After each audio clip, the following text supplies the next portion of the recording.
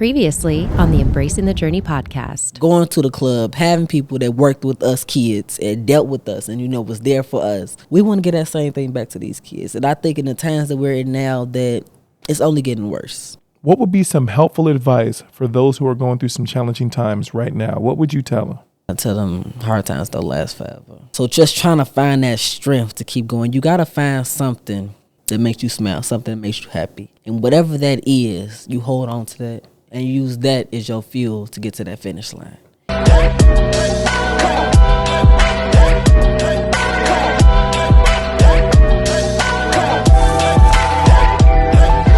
Hey everybody, welcome back to Embracing the Journey podcast. My name is Norris Frederick. I am today's host and always the host. I don't know why I said that, but that's neither here nor there. Today is a special episode, so we're going back about 5 years to when we first introduced the Embrace concept. Today, we have a person by the name of Karina Martinez from Dominican University. She's going to be the first person in her family to go to college. She's the oldest person in her family, raised by a single parent. She's defied all odds, and she's here with us today. Karina, how are we doing? I'm great. How are you doing? Okay. So as loud as you were over there. I gotta be louder. Come on. I'm doing great. I'm super excited to be here today with you. I'm honestly really honored that I got the call back to be able to kind of give a little intro on what I've been up to for the past 5 years. So I'm super excited to be here. I love it. Let's go back 5 years and let's think about where you were, what you were doing, what life was like, and then who you are today. So do you remember being a part of the Embrace video? I do. I actually had a lot of fun. I still have my jeans with the paint on it from when we did the poster, so have that for memories. I definitely remember that I was super excited because they're like, "Oh, you're meeting someone famous. You're going to be in a video with them." And I was who was the famous person? You. No, it was your brother. No. Oh, that's what I was going to say. It's better you say it than me, though, right? Okay. Yeah, I was super excited to get that. And I remember that day super well because I actually was able to, supposedly talk to Selena Gomez. I remember that. I believe that was real, so that was super exciting. I love that. And I was able to come and meet all the other kids from the club, and we all got to kind of unite with each other to paint this. And that was a lot of fun because I feel like a lot of the clubs don't integrate with each other as much as you think they would. They're pretty separate in what they do. But, it was really cool to see that throughout the town or communities that there's the same kids like me. Right. Like you. What does that mean? I feel like the club is a place for, the kids who don't have somewhere to go after school. And for me, that was because my mom was working 2-3 jobs at a time. So the club became like a second family for me. And it was like a place where I knew I could be safe. And, until mom got off, that's where I was going to be. And I feel like a lot of kids have that. And if it's not that, the club is a place that keeps them out of trouble. So I think it's just a super strong community that a lot of kids come from that most people don't even know about. Right. When we look at this Embrace board, what does it represent to you? I think for me, this kind of was the beginning of figuring out what I wanted to be, embracing everything about myself. Like you said, I am a first-gen student, so for me, college, I didn't even think was going to be an option. Right. But I figured, why would that be a limitation? Just because my mom didn't go to school doesn't mean I can't. So, here I am, living proof that you can do it, No, that's awesome. And I feel like those moments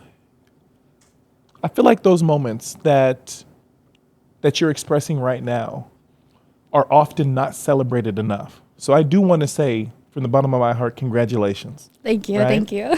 Secondly, I do want to say this. What's it like being the first person in your family to be going to college? What does that mean to you? That's a big one. For me, this is kind of just almost like a step for all my other siblings. I'm the first one to do it. I'm the first one to go through this journey so that it can be easier for everybody after me. So this is super huge. For me, it was hard. I had no one to ask questions for. I didn't know how to fill out a FAFSA for financial aid. I didn't even know how to make sure I was even applying to the right colleges. There was so much that I had to do alone.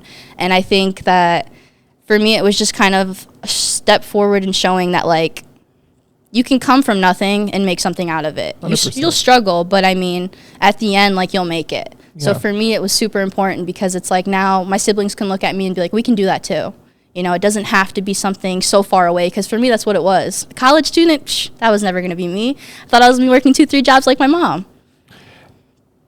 And I like that you say that, because I think that shines light on just what the generational barriers are, right? Yeah. If you see the leader of your household doing everything that they can to make ends meet, it's easy for you to fall into that same lifestyle or mindset. But at what point, and this may be a tough question to ask or answer, at what point did you realize there's more to life than 2 to 3 jobs, to struggling, to forcing yourself to do X, Y, and Z? Do you remember a point in your life where you're like, I want more? Yeah, I do. It was actually after my mom had like finally gotten down to one job, and it was because she had gotten hurt, so like she couldn't work at the other place. And so I was like, like that's not a life. I was like, I don't want to be like that. I don't want to live paycheck to paycheck. I don't want to feel like I am limited to something. And I think it was actually my counselor from high school who was like, you need to do something with your life. Like, you're good in school. Like, you can go to school. It'll cost money, but, like, there's ways to figure it out. And I guess him just kind of telling me that, like, it was an option was kind of just like, oh, like, I guess it is. No one had ever really told me, like, you can go to college. Yeah. It was just like, you're like your mom. You're hardworking. Go get a job. So I think for me, it was, like, someone telling me that, like, that is an option for me. It was really what spoke to me. And it honestly helped, because it was either that or I was actually going to join the Air Force, and that was going to be like another way for me to pay for school. But I figured, if I can get to my education now, why not? So, I figured out how to fill out a FAFSA, got that financial aid, and, now it seems like I could go back and I could do that 2 or 3, 4 times. Like, I feel like a pro now, honestly. Right. And I overheard you saying that you're the oldest of 4 or 5? Yeah, technically 5. I have 2 step-siblings, so if you want to include them, 7. The oldest of 7. Yeah. Okay. Do you feel that you have the weight of the world on you? Because now they're looking at you pave a completely new path to what they're actually used to. And if that is a yes, what does that look like moving forward for you? Well, I definitely think as the oldest, I definitely feel like I have the weight of the world on my shoulders. It's hard to not feel that way because, like you said, it's like I'm the example. If I don't do it, who else will? Yeah. So I feel like I carry that with me in everything that I do. And I feel like, yeah, this is kind of hard. I think for me, the biggest thing would be like showing my siblings that it's possible and moving forward, kind of taking them as my supporters, I guess, is how I get through it. Like, I look back, and these are all the people who are counting on me to make it. Yeah. So the weight of the shoulders is still there, but it's almost like if I don't make it, it's okay, because they're not expecting my downfall. Everything I've done is something that they couldn't even have imagined. Sure. So it's like to get this far is so amazing as is. Of course, there's still so much more to go, but if I don't make it, like, that's okay. Mm-hmm. So I think some of the weight is kind of gone because now I've realized, like, I've already done more than everybody else. I don't have to conquer the world to feel fulfilled. That's the goal, but, I don't have to do that. We're going to take a time out because how old are you? I'm 20. And so you're speaking like an actual, like, seasoned adult, which is going to lead me to my next question. And feel free to answer this or not.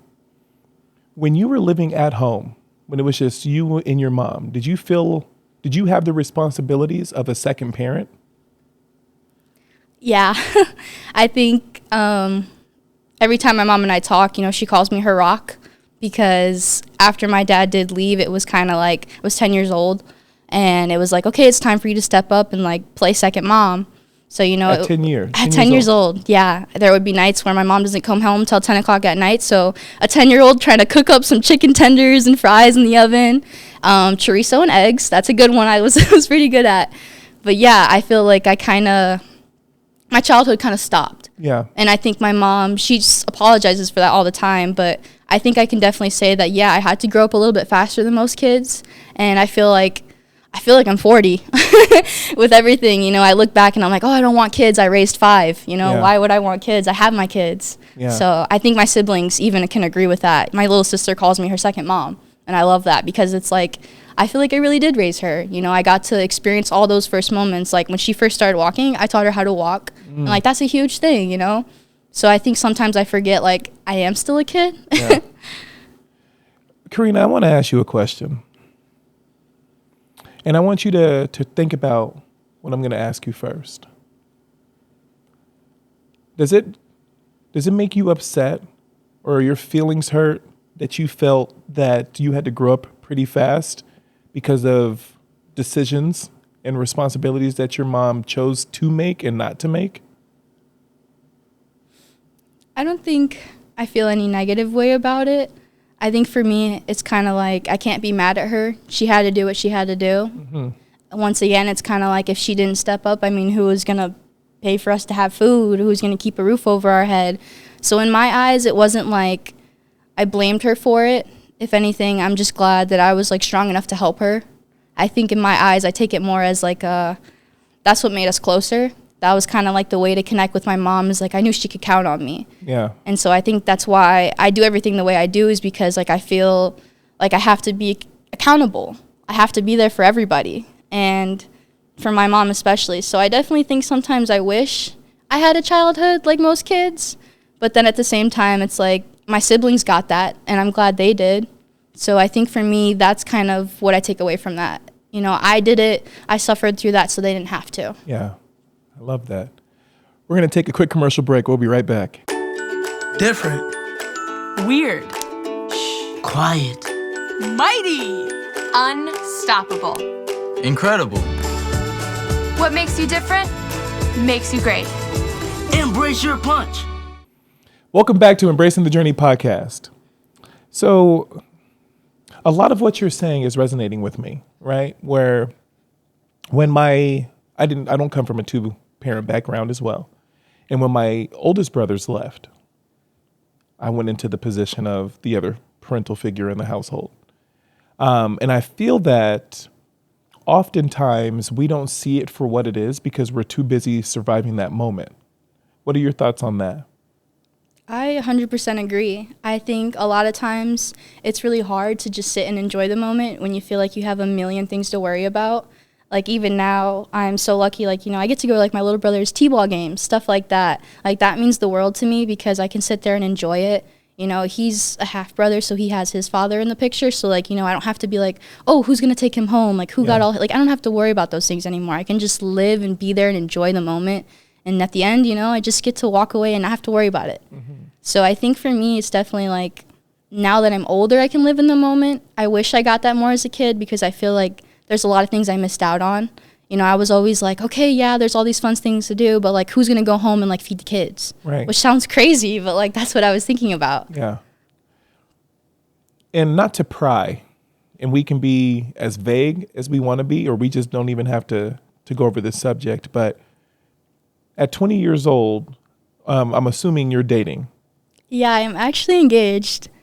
Okay. We should have led with that. What is a relationship like now, knowing what it was starting at 10 years old and now you being 20? Do you know how to let someone take care of you? Or are you always going to be in that nurturing mother role? Yeah, I think... Time out. Congratulations on your engagement, though. Thank you. I appreciate that. Of course. Yeah, I think for me, it was actually really hard. I didn't know how to be in a relationship. I didn't know how to let somebody take care of me because nobody ever really did.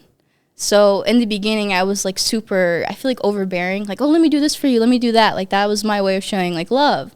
So I think as I got older, it was kind of confusing because it's like if I didn't feel like I was needed or like if I wasn't being helpful, I felt like I wasn't like doing enough. Mm-hmm. So I had to kind of learn that like I don't have to care for a whole another grown person. Like I can let them take care of me when I need help.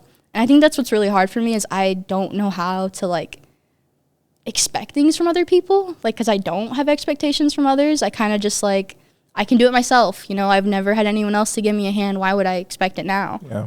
So it's really hard because a lot of people like they want to be there for their partner. That's for like sure. the whole point, you know, is to have your person, but I didn't know how to like open that door. Yeah. Was there a barrier of trust when it came to inviting another man into your life, given the fact that your dad walked away at 10 years old?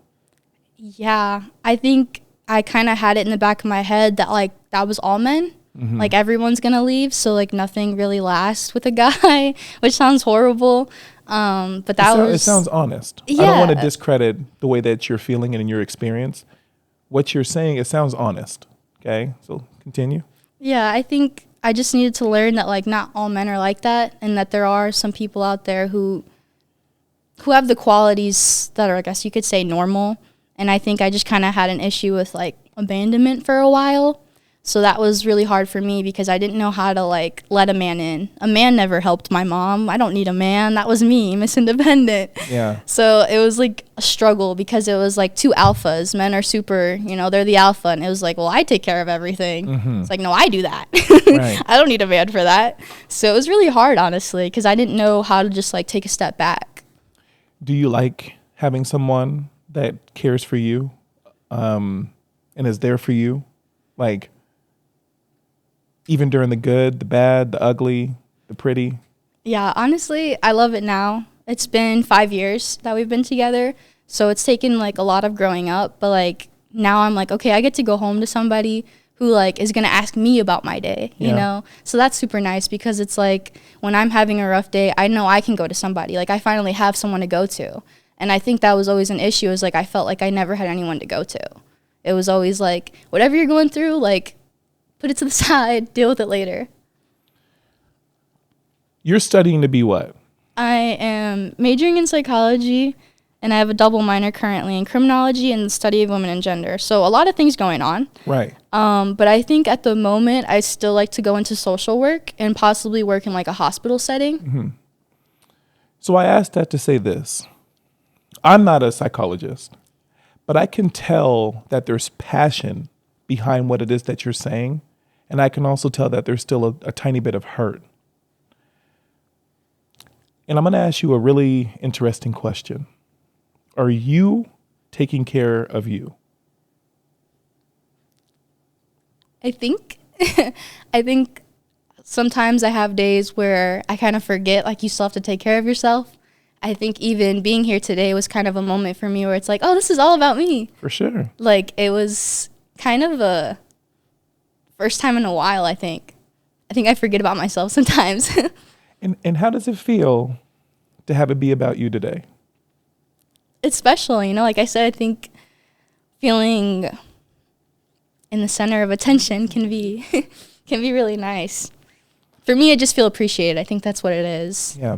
I think it feels nice to like have people hear what you want to say. Big time.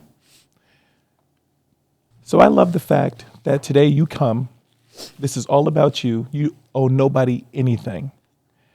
But one thing that I do want you to see and understand is the words that are coming out of your mouth are going to be seen by hopefully hundreds of thousands of people that are in a situation that you've overcome.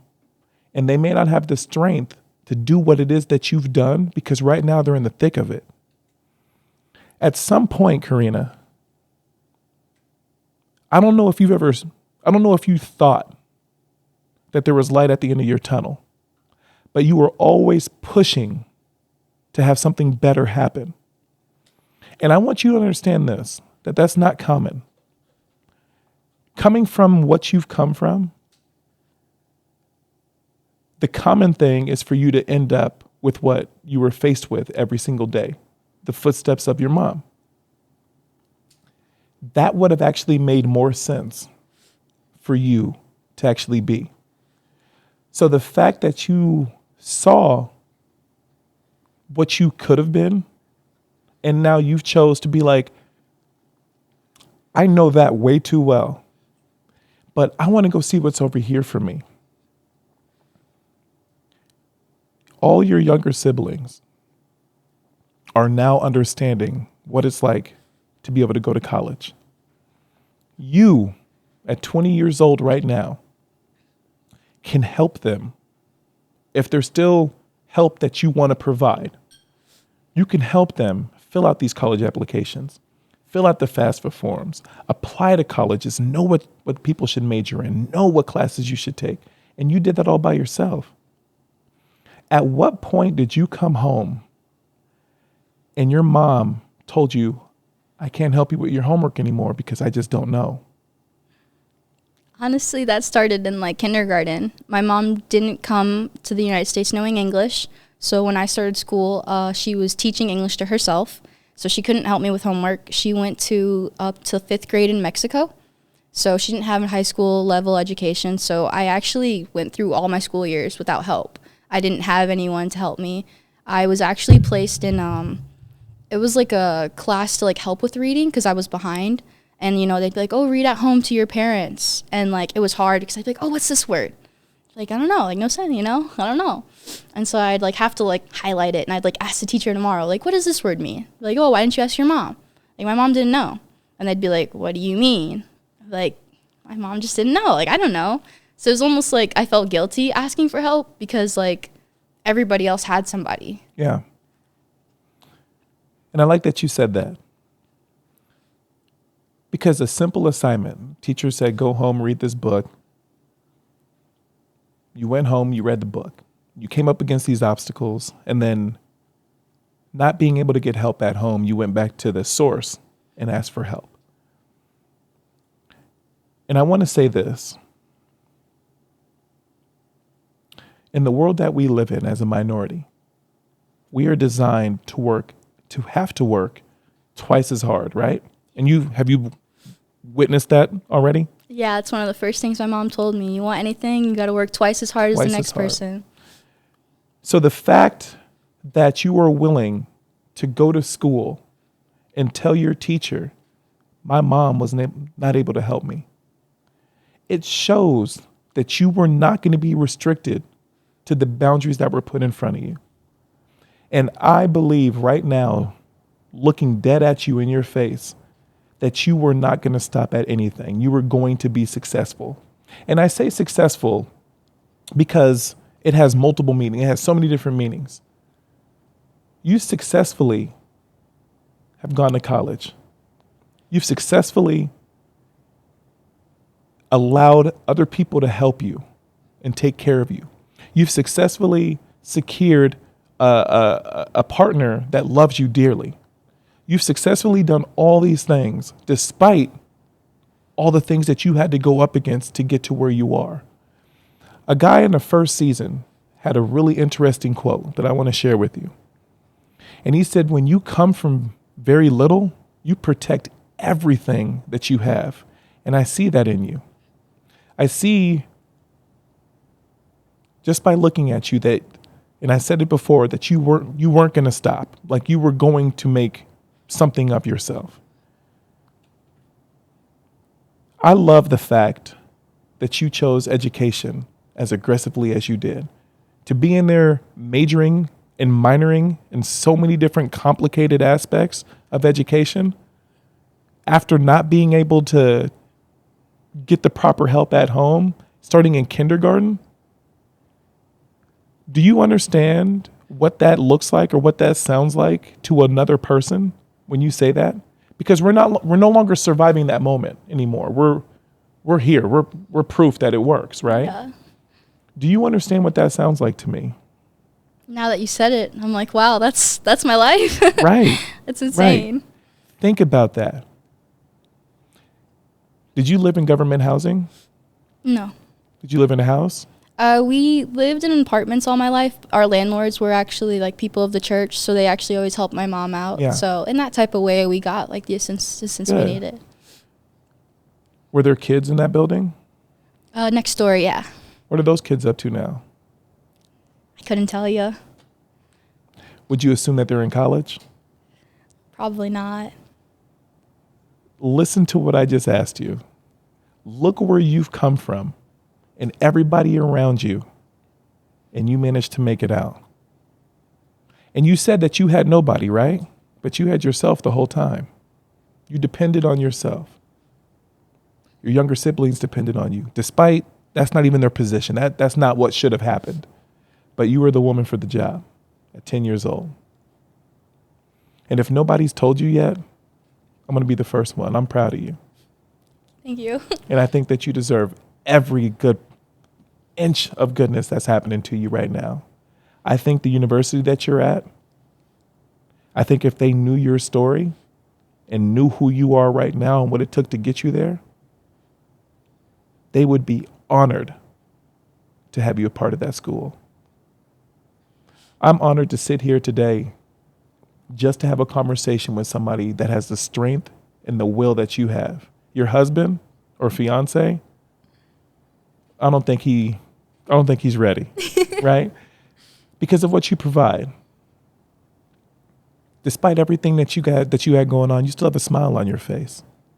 You could have been beaten down, kicked, and quit, but you still have a smile on your face, and that should tell you what type of individual you are.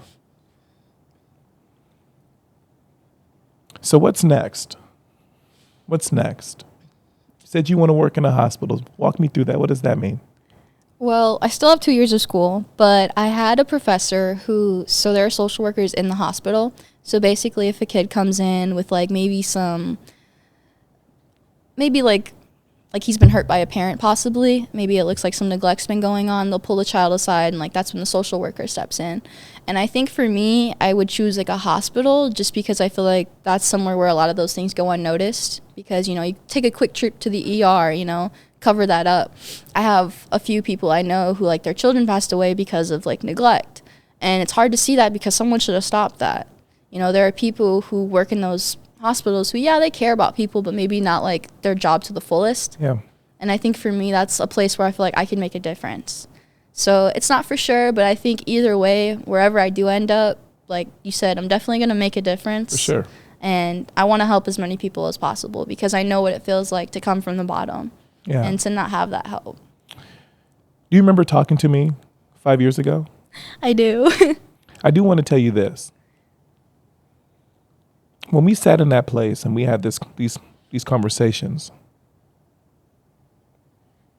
I think at the age that I didn't know how to articulate this because of the trauma that I've had to go through. There were a few kids that I were concerned about, and you weren't one of them. I saw that 5 years ago. And I think at any point today, tomorrow, or the next day, I think you should look at yourself in the mirror, and I think you should congratulate yourself. And you should tell yourself often that I'm a product of my potential and not my environment. Because I think what that would do for you is justify every action that you've taken to get to where you are and every action that you're going to take to get to where you want to be. Does that make sense? Yeah, I think that's a great way to put it, because I think a lot of people, when they come through these hardships, they're kind of tied down to them. Yep. And I think, like you said, it kind of releases a lot of the weight knowing, like, you're not in that moment anymore. I think a lot of the times I forget, like, I'm not that 10-year-old. I've grown up and, like, I can let those things go. Yeah. And you deserve it. You deserve to live a heartfelt, fruitful life with everything that you want to be a part of that. And although you have siblings beneath you that are looking up, because if you were able to achieve it, they now see that it's possible. And you should wear that, and this is just my humble opinion, you should wear that as a badge of honor and not the trauma. Trauma, we spoke about it yesterday with the group here. Trauma is actually passed down through generations. Right now, you've already broken a generational curse by going to college. So let's try to break another one by not passing that drama on to the next generation of Martinez. Okay? Sounds like a great idea. I am so proud of you.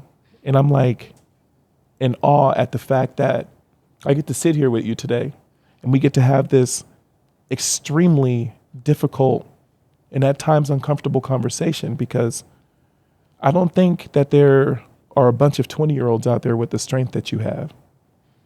I am almost twice your age. And there were times during this where I got emotional. I really asked for a tissue for me, but and then you took it. Oh. I'm joking. But it just goes to say, like, you touched me today. And you hit me in a place where I need to go back and think about certain things in my life and congratulate myself on those. So before we wrap this up, I have a question for you. If you were to look at yourself at 20 years old, and if you were to look at yourself as a 10-year-old, what would you say to yourself right now? I think I would probably tell my younger self that no matter how hard you work, I mean, it'll all pay off in the end. You know, you don't have to kill yourself to get there. I think enjoy those little moments. You know, take the time to like enjoy your youth while you can, because it's gone so fast. It really is. Also, if someone at an early age is having to deal with being an additional parent in a household, what are some words of advice? I think if you're going through that, just know that you're going to feel so fulfilled one day, and that don't go through it with malice. You know, don't hate the world. I know it may be sad to not feel like you can do all the fun things other kids do, but like there's a reason you're going through all that, and it'll only make you twice as strong.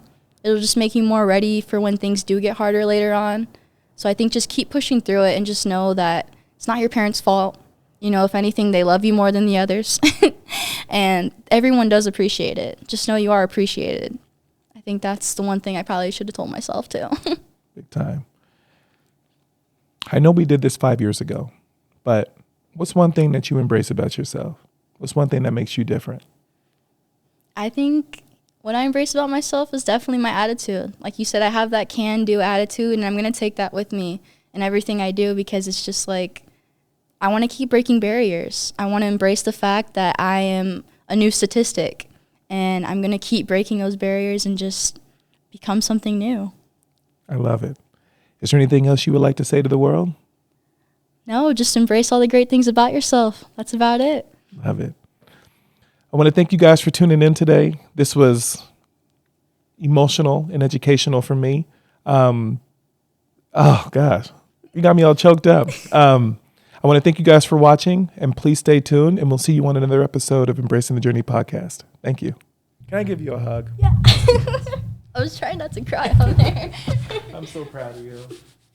Next week on the Embracing the Journey podcast. 5 years ago, you and I had a real heartfelt, interesting conversation. And you were dealing with some people that when they would look at you, they would assume certain things about you. We can embrace all of our struggles. We can embrace all of the good parts of us. Whatever is waiting ahead for us, we can do it, whatever we want.